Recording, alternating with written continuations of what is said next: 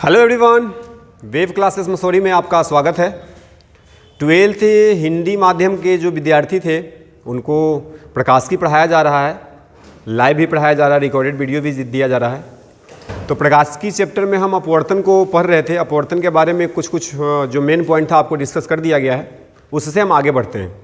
Last topic हमारा जो था वो समानांतर ग्लास के प्लेट से हम अपवर्तन देखे थे, उसका फार्मूला भी हम निकाले थे जिसको हम पार्श्विक विस्थापन कहते हैं। ठीक है, आज का जो अगला टॉपिक है हमारा उसको हम डिस्कस कर लेते हैं। अगला टॉपिक है क्या कि ऐसा कुछ एग्जाम्पल से हम समझते हैं कि ये अंतरा पृष्ठ होता है जो दो माध्यम को बांटता है। नीचे हम मान लेते हैं कि पानी है और ऊपर मान लेते हैं कि हवा है। दो माध्यम है तो दोनों का अपवर्तनांक कुछ न कुछ होगा। मान लेते हैं पानी का अपवर्तनांक μ2 है और हवा का अपवर्तनांक μ1 है। कोई हमसे पूछे कि कौन सघन माध्यम होगा, तो हमको यहाँ से दिख रहा है कि पानी का घनत्व तो हवा से ज़्यादा होता है, इसलिए हम पानी को सघन माध्यम बोलेंगे और हवा को विरल माध्यम बोलेंगे।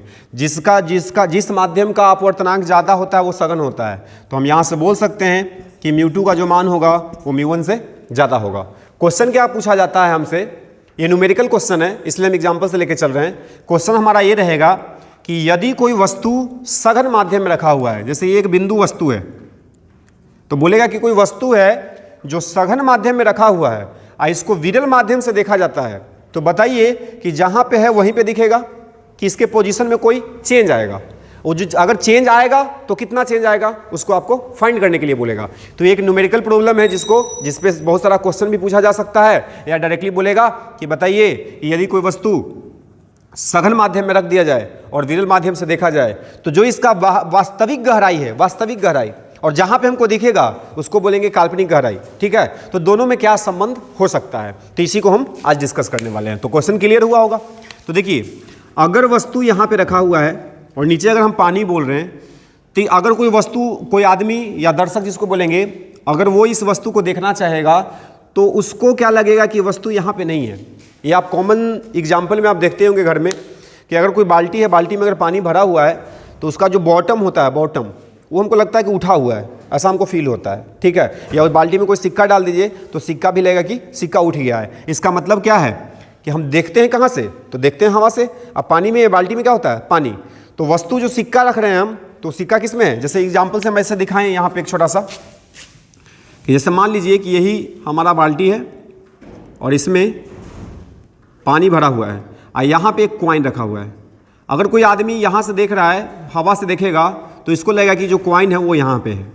तो देखिए, जो कॉइन उठा हुआ प्रतीत हो रहा है, ये जो उठा हुआ प्रतीत हो रहा है, ये एक्चुअली में अगर हम बोलें तो बोल सकते हैं कि अपवर्तन के कारण ऐसा हो रहा है। अगर अपवर्तन नहीं होता तो ये उठा हुआ प्रतीत नहीं होता। जैसे हवा में रहता, अगर हवा, इस बाल्टी में पानी ना हो, सिक्का यहाँ पे हो, तो सिक्का हमको यहीं दिखेगा, लेकिन अगर इसमें पानी डाल दें तो सिक्का उठ जाता है। तो सिक्का उठ नहीं जाता है, उसका वो प्रतिबिंब दिखाई देता है। इसका कारण क्या है, तो अपवर्तन है। तो हम इसको किरण आरेख से आपको समझाने का कोशिश करते हैं। अच्छे से ध्यान से देखिएगा, आप सीख सकते हैं। तो देखिए, सबसे पहले क्या कीजिए कि इसका प्रतिबिंब बनाने का कोशिश कीजिए। प्रतिबिंब, अगर ये वस्तु है, ऑब्जेक्ट है, वस्तु है, तो इसका प्रतिबिंब अगर हमको बनाना है तो कम से कम 2 किरण चाहिए। एक किरण को क्या करते हैं कि लंबवत ले जाते हैं। लंबवत अगर इसको ले जाएंगे तो ये सीधा सीधा निकल जाएगा, सीधा पास हो जाएगा।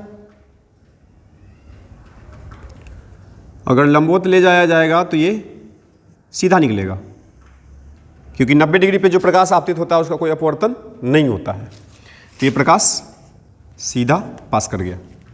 दूसरा किरण को कुछ एंगल पे ले जाते हैं। मान लीजिए ये तो नॉर्मल लाइन इसको बोल सकते हैं, तो नॉर्मल से कुछ एंगल पे जा रहा है, प्रकाश भी इसी पे गया है, नॉर्मल भी इसी को बोल सकते हैं क्योंकि 90 डिग्री पे है। यहाँ पे एंगल कितना बन रहा है, 90 डिग्री। तो नॉर्मल से यहाँ पे देखिए, मान लीजिए कि एंगल कितना बन रहा है, थीटा, जिसको हम आपतन कोण भी बोल सकते हैं। आपतन कोण आई होता है, तो आई मान लीजिए।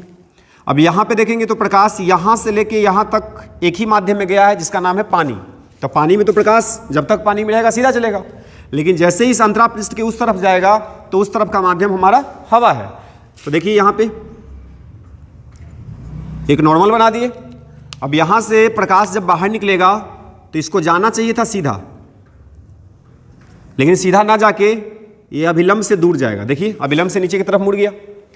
ये अपवर्तित किरण, ये अपवर्तित किरण, अपवर्तित किरण इस साइड तो कहीं मिलेगा नहीं, तो वास्तविक कटान इसका संभव नहीं है। इसलिए अगर इसको हम पीछे की ओर बढ़ाएं तो कहीं पे हमको कटता हुआ प्रतीत होगा। यहाँ पे कटा, इसका मतलब क्या है, ये अपवर्तित किरण, ये अपवर्तित किरण, अपवर्तित किरणों का कटान बिंदु प्रतिबिंब कहलाता है। वस्तु यहाँ पे था, प्रतिबिंब यहाँ पे बन गया, है ना। अब यहाँ से क्या देखेंगे कि जो वस्तु था उसका वास्तविक गहराई क्या है, तो वास्तविक गहराई को मान लीजिए h है, और ये प्रतिबिंब बना है, तो यहाँ से अगर बोले कि प्रतिबिंब का गहराई क्या है, तो प्रतिबिंब का गहराई स्मॉल h मान लेते हैं। तो इसी को बोलेंगे स्मॉल h जो है वो कल्पना है, कि ये सच्चाई नहीं, ये कल्पना है, काल्पनिक है, ठीक है। और यहाँ से अगर इसको देखें, ये वस्तु को, तो वस्तु तो वास्तविक था, तो वस्तु का जो जहाँ पे इसको रखा गया है वस्तु, उसका जो अंतरापृष्ठ से जो गहराई होगा उसको हम बोलेंगे कि वास्तविक गहराई है, और जो छोटा h आ रहा है जहाँ पे प्रतिबिंब बन रहा है उसको हम बोलेंगे कि काल्पनिक गहराई है। अब ये दोनों में हमको संबंध लाना है, तो संबंध को हम लाते हैं। देखिए यहाँ पे अब डायरेक्टली लिख देते हैं कि μ1 है और यहाँ पे μ2 है, यहाँ पे ब्रैकेट में लिख देते हैं कि μ2 का मान μ1 से ज़्यादा है, मतलब ये सघन माध्यम और ये विरल माध्यम। तो अगर हमको संबंध लाना है तो संबंध के लिए क्या करते हैं, कुछ नाम देते हैं। ऑब्जेक्ट का नाम O दे देते हैं, प्रतिबिंब का I दिया गया है, इस बिंदु का नाम P देते हैं और इस बिंदु का नाम Q देते हैं। तो सबसे पहला काम क्या करना है, आपको उपाक्षीय किरण पढ़ाया गया है ना। तो उपाक्षीय किरण के बारे में आप जानते होंगे, नहीं जानते हैं तो पीछे का वीडियो आप देखिए स्टार्टिंग का। तो हम लिख सकते हैं क्या, उपाक्षीय किरण के लिए यह माना जा सकता है कि P तथा Q निकटवर्ती बिंदु हैं, ऐसा हम मान सकते हैं।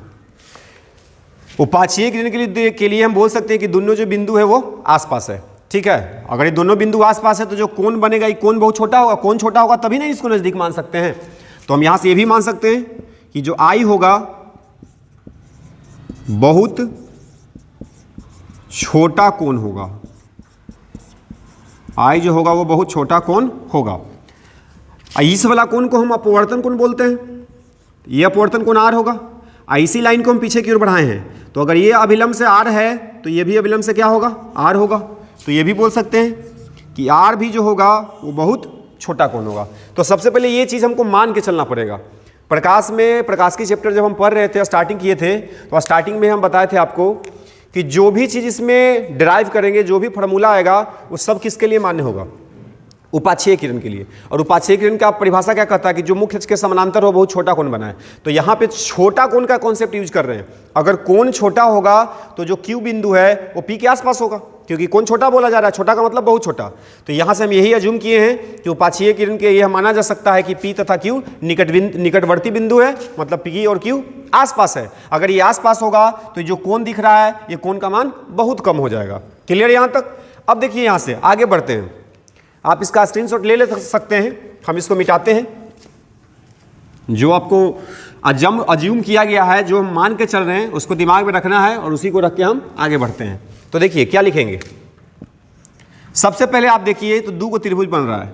एक त्रिभुज है OPQ, तो हम बात करते हैं त्रिभुज OPQ में। अगर त्रिभुज को देखा जाए तो ये समकोण है, और समकोण त्रिभुज में साइन कोस हम लगा सकते हैं। तो हम लगा लेते हैं साइन थीटा। क्या लगा लेते हैं, साइन थीटा। तो साइन थीटा के लिए लिख सकते हैं साइन I। तो साइन I बराबर क्या होगा, P/H। तो P कौन है, PQ, और H कौन है, OQ। कौन छोटा है तो साइन I को हम I भी लिख सकते हैं।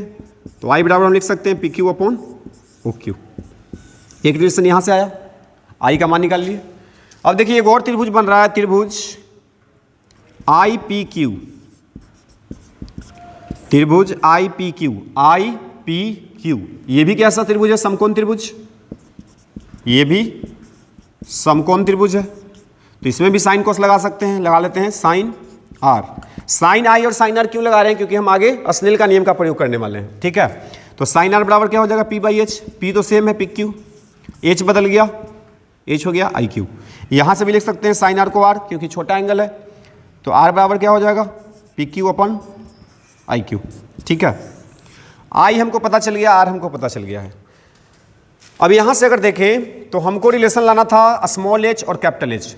एच कैपिटल एच क्या था, वास्तविक दूरी या वास्तविक गहराई, स्मॉल एच क्या था, काल्पनिक दूरी या काल्पनिक गहराई। अब दोनों में संबंध कैसे आए, तो संबंध के लिए क्या करते हैं कि दोनों समीकरण को हम भागा दे देते हैं, भागा दे देते हैं। यहाँ से अगर भागा दे दें, चाहे अगर हम देखिए भागा भी दे सकते हैं, देखिए आगे यहाँ से हम कैलकुलेट करते हैं, इसको समीकरण 1 मान लेते हैं और इसको समीकरण 2 मान लेते हैं। अगर यहाँ से देखा जाए तो भागा अगर देते हैं तो क्या होता है, समीकरण 1 डिवाइडेड बाई 2 से दोनों समीकरण को हम डिवाइड करते हैं। तो यहाँ से अगर देखना है तो हम लिख सकते हैं I equal to P Q upon O Q. अगर डिवाइड करें तो लिखना पड़ेगा हमको R equal to P Q upon I Q. ध्यान से देखिए, तो I बटा आर को हम लिख सकते हैं पी क्यू बटा ओ क्यू, इसको गुना करेंगे तो हो जाएगा आई क्यू बटा पी क्यू।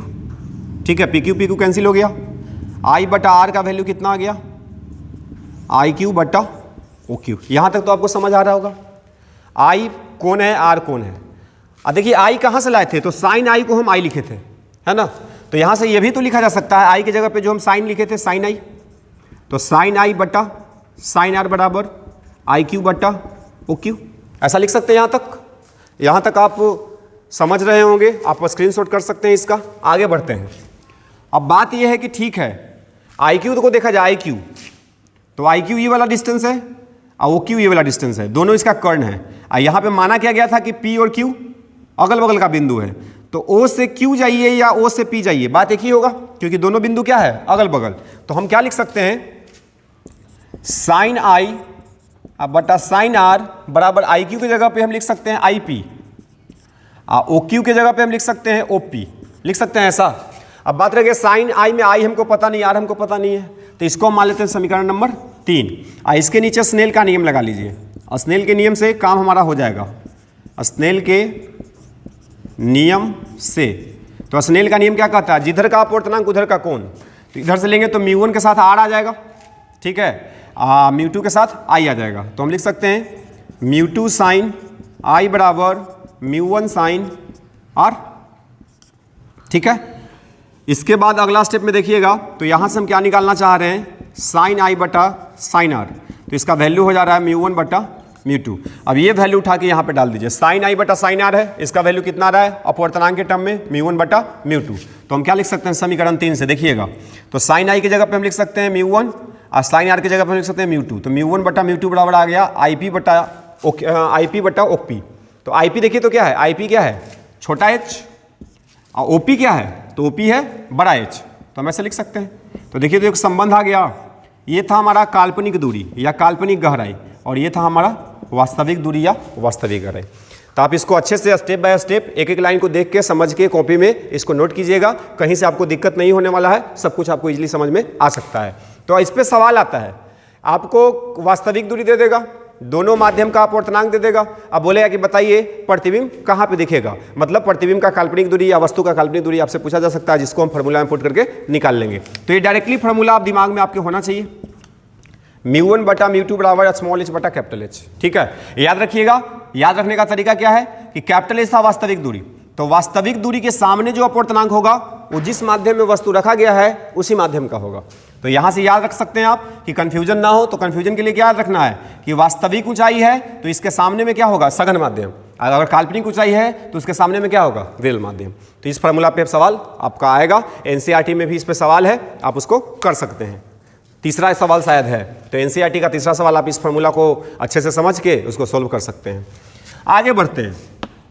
ये अपवर्तन का एक घटना हुआ, अपवर्तन के कारण ही वस्तु अपने पोजीशन से ऊपर उठा हुआ दिखाई देता है। डायरेक्ट क्वेश्चन पूछे कि वस्तु सघन माध्यम में है, विरल से देख रहे हैं, कहाँ दिखेगा, तो हम बोलेंगे कि थोड़ा उठा हुआ दिखेगा। अगर ठीक उल्टा बात किया जाए, एक और क्वेश्चन इस पे बनेगा, ठीक उल्टा केस। उल्टा केस में कैसे, देखिए ये सघन माध्यम और ये विरल माध्यम, अगर यहाँ पे कोई आदमी है, वो आदमी का मतलब दर्शक है, ठीक है। जैसे मान लीजिए कि यहाँ पे कोई आदमी है जिसको हम दर्शक बोल रहे हैं, यहाँ पे कोई वस्तु रखा गया है, तो वस्तु अब किस में रखा गया है, विरल माध्यम में। इसको देखा कहाँ से जा रहा है, सघन माध्यम से। तो इसमें जो क्या होगा कि पहले क्या होता था कि वस्तु उठा हुआ प्रतीत होता था, इसका जो होगा ये वस्तु उठा हुआ ऊपर की ओर प्रतीत होगा। इसमें ऊपर की ओर आएगा, इसमें भी ऊपर की ओर जाएगा। इसमें डिस्टेंस घटेगा, इसमें डिस्टेंस बढ़ेगा, क्योंकि सघन माध्यम में डिस्टेंस घटता है तो विरल में क्या होगा, बढ़ जाएगा। फार्मूला जब यूज करेंगे तो उल्टा कर लीजिएगा। यहाँ पे μ1/μ2 है तो यहाँ पे क्या कर लेना है, μ1/μ2 बराबर कैपिटल H/h, क्योंकि रिलेशन उल्टा कर रहे हैं। तो जब उल्टा भी है तो अब सवाल बनाने में कोई दिक्कत नहीं होना चाहिए। दोनों कॉन्सेप्ट आपको हम डिस्कस कर दिए। ये सघन माध्यम में रखा हुआ था वस्तु, तब इसको यूज करना है, जब विरल माध्यम में रखा हो तो इसको यूज करना है। ठीक है, तो दोनों फॉर्मूला आप प्रयोग कर सकते हैं। चलिए आगे बढ़ते हैं। ये क्वेश्चन हमारा कंप्लीट हुआ। आप इसको अच्छे से, उम्मीद करते हैं कि देख के अच्छे से आप नोट्स बनाइएगा और टॉपिक को कंप्लीट कीजिएगा। इसके बाद हमारा जो टॉपिक है इसको बोला जाता है प्रकाश का पूर्ण आंतरिक परावर्तन। प्रकाश का पूर्ण आंतरिक परावर्तन, जिसको बोला जाता है इंग्लिश में टोटल इंटरनल रिफ्लेक्शन। ये जो टॉपिक है ना, इससे मतलब समझ लीजिए कि हर साल क्वेश्चन आता है 1 नंबर से लेके 5 मार्क्स तक, बस एक टॉपिक से सवाल आएगा। ठीक है, 1 नंबर का ऑब्जेक्टिव तो एकदम पक्का फिक्स है कि आएगा ही आएगा। आपको इस पे न्यूमेरिकल पूछा जा सकता है, 2 नंबर का सवाल पूछा जा सकता है, किसी तरह से आपको क्वेश्चन को बना के आपको दे सकता है, मतलब आना तय है। तो इस टॉपिक को समझना बहुत ही इंपॉर्टेंट है, जरूरी है, क्योंकि इससे क्वेश्चन एकदम 100% आप श्योर रहिए कि आपका क्वेश्चन आने वाला है। तो प्रकाश का पूर्ण आंतरिक परावर्तन क्या है? देखिए यहाँ पे एक वर्ड आ रहा है परावर्तन। तो परावर्तन तो हम पिछले वीडियो में पढ़े थे, पहले वाला वीडियो में पढ़े थे, स्टार्टिंग में पढ़े थे। तो क्या फिर से परावर्तन पढ़ रहे हैं? तो नहीं, ये परावर्तन घटना में आ तो जरूर रहा है, लेकिन एक्चुअली में ये जो पूर्ण आंतरिक परावर्तन का घटना है ये अपवर्तन का घटना है। अपवर्तन में कुछ स्पेशल केस बनता है जिसके कारण घटना का नाम पड़ गया पूर्ण आंतरिक परावर्तन। अब उसको हम अच्छे से समझते हैं, समझने का कोशिश कीजिएगा। देखिए बिल्कुल आसान है। अंतरापृष्ठ, इस माध्यम को हम बोलते हैं सघन माध्यम और इस माध्यम को बोलते हैं विरल माध्यम। ठीक है, और यहाँ पे हम अभिलंब दिखा रहे हैं। ठीक है, ये सब अभिलंब है।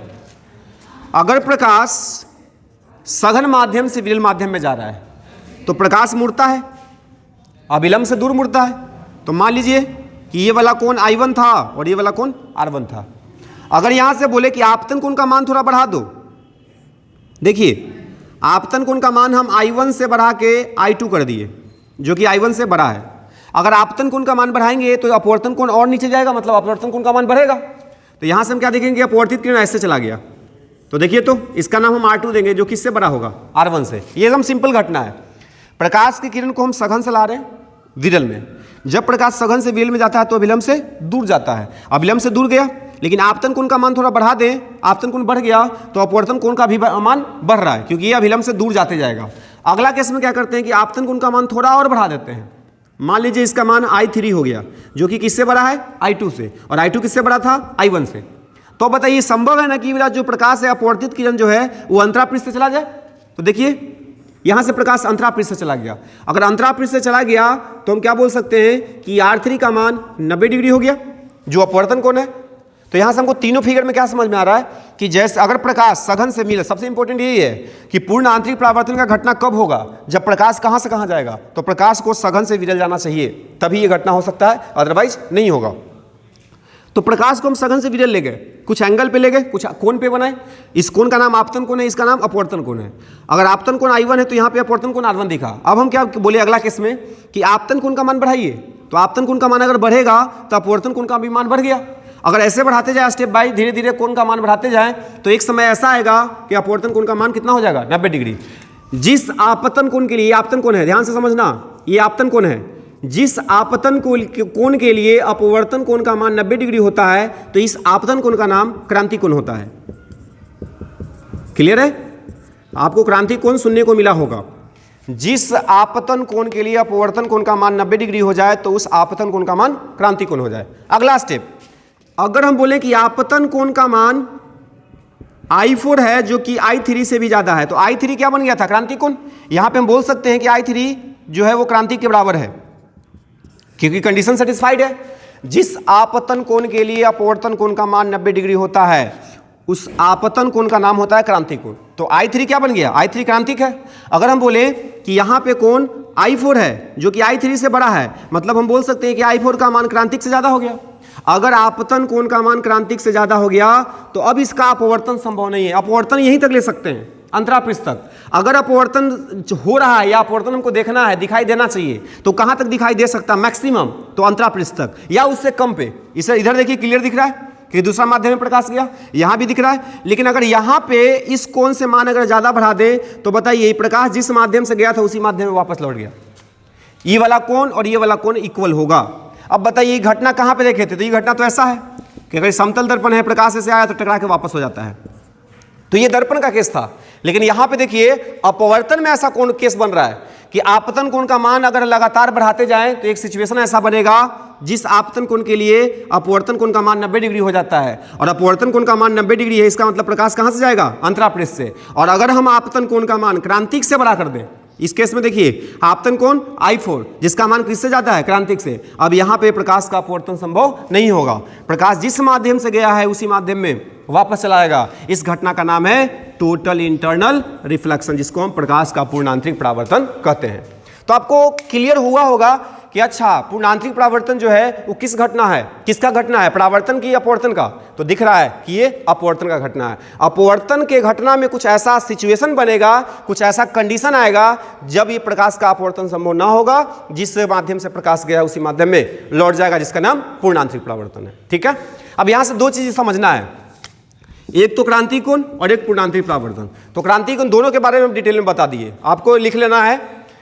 आपतन कोण के जिस मान के लिए अपवर्तन कोण का मान 90 डिग्री हो जाए तो उस आपतन कोण का नाम क्रांतिक होता है, पहला चीज। दूसरा कि जब प्रकाश सघन माध्यम से विरल माध्यम में जाए और आपतन कोण का मान क्रांतिक से बड़ा हो जाए तो प्रकाश का अपवर्तन संभव नहीं होता है। प्रकाश जिस माध्यम से आता है उसी माध्यम में वापस लौट जाता है। इस घटना का नाम है पूर्णांतरिक परावर्तन। अगला क्वेश्चन क्या बनेगा, दोनों को डिफाइन कर दिए। अगला पूछेगा शर्त कि पूर्णांतरिक परावर्तन का क्या शर्त है। तो शर्त आपको दिख रहा है कि प्रकाश सघन से कहां जाना चाहिए, विरल, तभी हो सकता है। दूसरा कंडीशन कि आपतन कोण का मान क्रांतिक से बड़ा हो जाना चाहिए। तो दोनों कंडीशन आप लिख सकते हैं कि प्रकाश सघन से विरल जाएगा तभी होगा, आपतन कोण का मान क्रांतिक से बड़ा होगा तभी होगा। दूसरा केस में पूछेगा कि क्रांतिक कोण बनने का क्या शर्त है। तो क्रांतिक कोण बनने का शर्त दो है। फिर से प्रकाश सघन से विरल जाएगा तभी क्रांतिक कोण बनेगा। ठीक है, अगर विरल से सघन आ रहा है तो क्रांतिक कोण नहीं बनेगा। प्रकाश सघन से विरल जाएगा तभी क्रांतिक कोण बनेगा, ये कंडीशन है, शर्त है, अदरवाइज नहीं बनेगा। दूसरा कि अपवर्तन कोण का मान 90 डिग्री हो जाए तभी इसको हम क्रांतिक कोण कह सकते हैं। अगर अपवर्तन कोण का मान 90 डिग्री नहीं है, उससे कम है, तो हम उसको क्रांतिक नहीं बोल सकते। तो आपको ये घटना समझ आ गया होगा कि प्रकाश का पूर्णांतरिक परावर्तन क्या है। इसमें दो चीज समझना है, एक तो खुद ये कि पूर्णांतरिक परावर्तन किसको कहते हैं, इसका क्या शर्त है, और दूसरा क्रांतिक कोण। ठीक है, चलिए अब ये पूर्णांतरिक परावर्तन के कारण ये तो समझ आ गया, परिभाषा है क्या होता है वो भी समझ गया। अब इसके आगे बढ़ते हैं। अगला क्वेश्चन क्या बोलेगा, जो कि लास्ट ईयर एग्जाम में पूछ दिया था। अगला क्वेश्चन हमारा बनेगा कि क्रांतिक कोण जिसको आईसी से लिखते हैं तथा अपवर्तनांक को म्यू से लिखते हैं, है ना।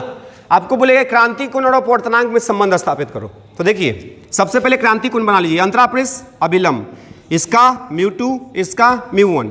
μ2 का मान ज्यादा मान लेते हैं तो ये सघन हो गया, अब μ1 का मान कम मान लेते हैं तो इसलिए इसको हम विरल कह सकते हैं। प्रकाश सघन से जाना चाहिए, गया। अगर ये अंतरापृष्ठ से जा रहा है, अपवर्तन कोण का मान 90 डिग्री हो गया तो इस कोण का नाम होगा क्रांतिक कोण। समझ सकते हैं। अब बोला क्रांतिक कोण और अपवर्तनांक में संबंध लाओ, तो अपवर्तनांक का संबंध कौन देता है, स्नेल का नियम। तो यहां से लगाते हैं स्नेल के नियम से। तो स्नेल का नियम क्या कहता है, जिधर का अपवर्तनांक उधर का कोण। तो लिखेंगे μ1 sin 90 equal to μ2 sin IC। sin 90 1 होता है तो μ1 बराबर क्या होगा, μ2 sin IC। तो sin IC बराबर क्या होगा, μ1 बटा μ2। यहां से लिख सकते हैं। अगला अगला स्टेप लिखा जाए इससे तो हम लिख सकते हैं क्रांतिक कोण बराबर साइन इनवर्स μ1 बटा μ2, है ना। तो ये है क्रांतिक कोण और अपवर्तनांक का संबंध। ध्यान में रखना कि नीचे में कौन आता है, सघन माध्यम। कंफ्यूजन होता है μ1 बाई μ2 की μ2 बाई μ1। तो जो नीचे आता है वो सघन का होता है, जो ऊपर होता है वो विरल का होता है। तो इसमें न्यूमेरिकल भी पूछा जाएगा। दो माध्यम का अपवर्तनांक दे दिया, μ1 दे दिया 1, μ2 दे दिया 2। अब बोले क्रांतिक कोण बताओ। तो क्रांतिक कोण का देखिए फॉर्मूला क्या है, साइन इनवर्स μ1 बाई μ2। तो μ1 कितना है 1 अब बाई 2, साइन इनवर्स 1/2 का मान कितना होता है 30 डिग्री, तो 30 डिग्री हमारा आंसर है, क्रांतिक कोण का मान 30 डिग्री। तो ऐसा वैल्यू रख के आपको निकालने के लिए ऑब्जेक्टिव सवाल पूछा जा सकता है। तो ध्यान में रखिएगा, डेरिवेशन आया था पिछले साल 2 नंबर का, तो इसको भी आप ध्यान रख सकते हैं, ठीक है। अगला आगे बढ़ते हैं, वीडियो आपको हम प्रोवाइड करते रहेंगे, टेंशन नहीं लेना है, जितना पढ़ाया जा रहा है उतना आप कंप्लीट करो।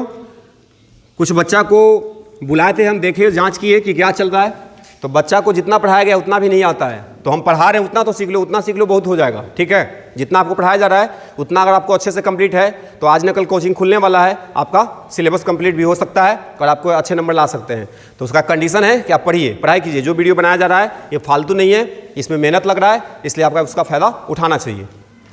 आगे आते हैं, अगला क्वेश्चन है पूर्ण आंतरिक परावर्तन के प्रयोग, इससे भी पूछा जाता है कि पूर्ण आंतरिक परावर्तन का क्या प्रयोग है। तो देखिए इसका प्रयोग जो होता है, एक होता है मरीचिका जिसको मिराज बोलते हैं, ये मरुस्थल में घटना होता है, मरुस्थल में जो पानी दिखता है हिरन को उसी को बोलते हैं मेडिक मरीचिका। तो इस घटना का होने का मूल कारण क्या है, पूर्ण आंतरिक परावर्तन। पूर्ण आंतरिक परावर्तन हो रहा है इसलिए मरीचिका हमको अथी में दिखता है, मरुस्थल में दिखता है, या कभी कभी रोड पे भी दिख जाता है, ठीक है। इसके बारे में हम डिटेल में बात करेंगे कि क्या होता है। इसके बाद दूसरा अगर घटना का बात करें तो इसके कारण हीरा चमकता है, हीरा का चमकना, हीरा भी जो चमकता है पूर्ण आंतरिक परावर्तन के कारण ही चमकता है। अगर तीसरा बात करें, सब क्वेश्चन पूछा जाता है कि बताइए मरीचिका किसके कारण होता है, पूर्णांतरिक, हीरा किसके कारण चमकता है, पूर्णांतरिक। इसके बाद आपने पढ़ा होगा प्रिज्म, प्रिज्म से प्रकाश को 90 डिग्री या 180 डिग्री पर मोड़ा जा सकता है। सबको डिटेल में हम डिस्कस करेंगे, फिलहाल हम आपको बता रहे हैं इसका प्रयोग कहाँ कहाँ पे होता है। मरीचिका में हीरा का चमकना में प्रिज्म से प्रकाश को 90 डिग्री या 180 डिग्री में मोड़ने में इसका प्रयोग करते हैं। अगर चौथा पॉइंट का बात करें तो चौथा पॉइंट है एक प्रकाशिक तंतु, प्रकाशिक तंतु जिसको ऑप्टिकल फाइबर बोला जाता है। ऑप्टिकल फाइबर एक तार जैसा होता है, तार जो आप देखते हैं वायर उस वैसा होता है लेकिन खोखला होता है, उससे सिग्नल को एक जगह से दूसरा जगह पे भेजा जाता है और उस सिग्नल को भेजने के लिए हम सिग्नल को पहले प्रकाश के रूप में बदलते हैं। अब प्रकाशिक सिग्नल को एक जगह से दूसरे जगह पे भेजने में हम प्रकाश का पूर्णांतरिक परिवर्तन की घटना का प्रयोग करके उसको लंबा दूरी तक भेज सकते हैं, जिससे उसका जो इंटेंसिटी है, तीव्रता है, उसका ह्रास कम हो। अगर 5वां नंबर का हम बात करें तो बहुत सारा खिलौना है जो प्रकाश के पूर्णांतरिक परावर्तन के कारण बनाया जाता है, ठीक है। खिलौना बनाने में इसका प्रयोग हम कर रहे हैं, तो ये सब याद रखिएगा। ये क्वेश्चन प्रकाशिक तंतु किस घटना पे काम करता है, हर साल आता है। प्रकाशिक तंतु किस घटना पे काम करता है, पूर्णांतरिक पे। हीरा क्यों चमकता है, पूर्णांतरिक के कारण। मरीचिका क्यों बनता है, पूर्णांतरिक के कारण। प्रिज्म से प्रकाश को 90 डिग्री या 180 डिग्री में मोड़ा जा सकता है, किसके घटना के कारण, तो पूर्णांतरिक के कारण। अब अगला वीडियो जो होगा ये पांचों का एक्सप्लेनेशन पे होगा, तो जब तक आप इसको अच्छे से पढ़िए, पूर्णांतरिक परावर्तन को समझिए, क्रांतिक कोण को समझिए, जो काल्पनिक दूरी वास्तविक दूरी बताए उसको समझिए, उस पर जो एनसीईआरटी में सवाल है उस सवाल को आप बनाइए, आप इसको कंप्लीट कीजिए। नेक्स्ट वीडियो आपको कल नहीं, ये उसके एक दिन बाद आ जाएगा, ठीक है। Thank you.